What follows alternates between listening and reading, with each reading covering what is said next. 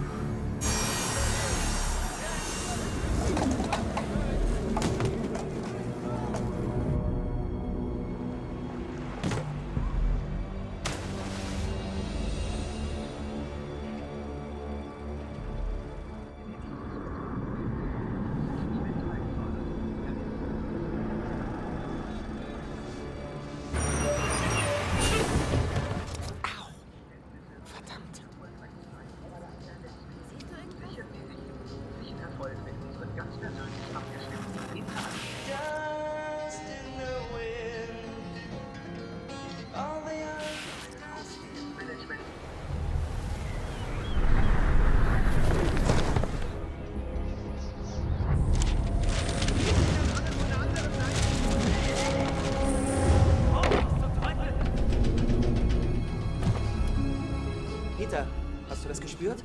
Was? Hier stimmt was nicht.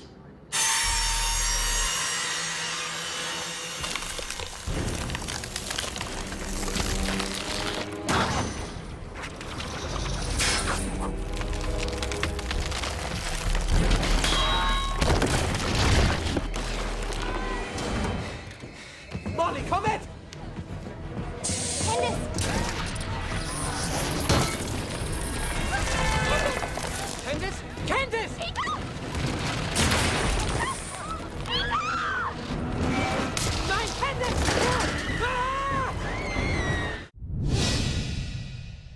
Ja, die Macher von Final Destination, die sind mal so richtig kreativ, was die verschiedensten Todesmöglichkeiten anbelangt. Ich würde, wenn ich euch wäre, beim nächsten Mal, wenn ihr in die Akupunktur geht, ein bisschen aufpassen.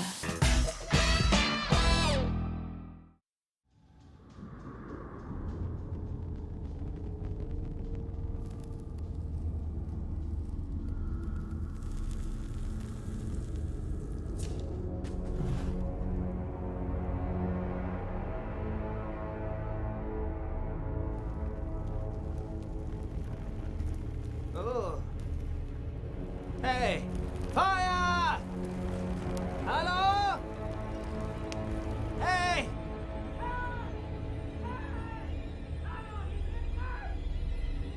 Hey, hier brennt's! Ah! Ah!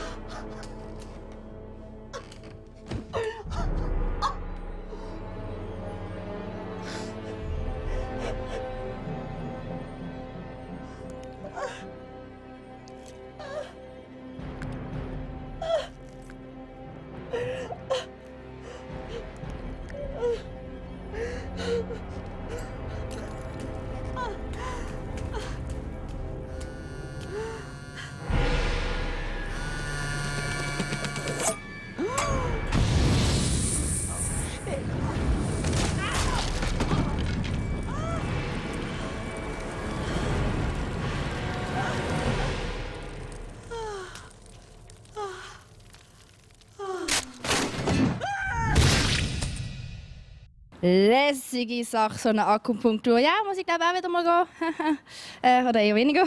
Der Regisseur von Final Destination, der Stephen Quayle, der verratet euch jetzt, was im neuesten Teil euch alles erwartet. Death is back. So what's gonna happen? I know someone's gonna die. One by one. All over the bar, splattered. Nobody's safe. Something in there is gonna freak you out. Your time is up. It's gonna be a good day.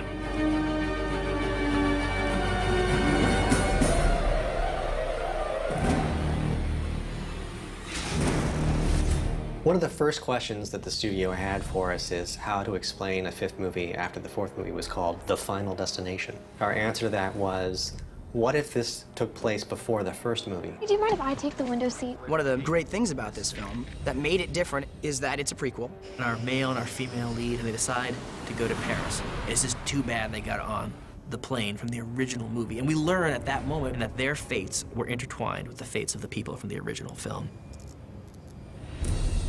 They brought back some of the actors from the original series. They've lit it in the same way. I mean, they're recreating that whole plane sequence, but just extending it. And in all the other movies, like, the characters refer back to Flight 180. They kind of all know that, okay, everyone dies in order. You were supposed to die on that bridge. Are you saying that we can't stop this? But in this movie, they'd have to figure this out on their own. I don't deserve to live more than anyone else. Well, apparently you deserve to live more than Candace. Hey, whoa, Peter, hang on. The characters are experiencing the story through new eyes, and so I hope that the audience can too. You all just be careful now. We have a lot of really interesting deaths in this movie because what would a Final Destination movie be without death? We are giving the audience more than they ever expected with a suspension bridge collapse. The biggest opening sequence we've ever had. Action. These rebar kind of spears come down and shoot through me. Essentially, this fits on his head, and these real lightweight rebar gets mounted on, just threaded. It's pretty brutal. I become Swiss cheese. And one of those huge metal covering plates razors me just like this. To do that, we've created this silicone appliance that I'll strap on, and we'll run some blood tubes. I'll give us a bunch of dangle, and then we'll kind of let them go. Scapula out there, you can see. Make sure you do your look back at the bridge collapsing behind. We had them hanging in harnesses for days. They did a great job. The bridge collapses and I catch myself and I get scalded to death by hot tar.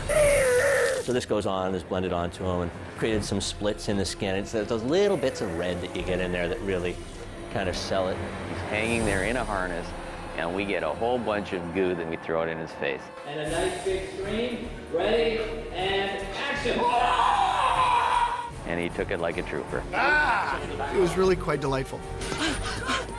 I'm running along, and it looks like I'm gonna make it. Oh no.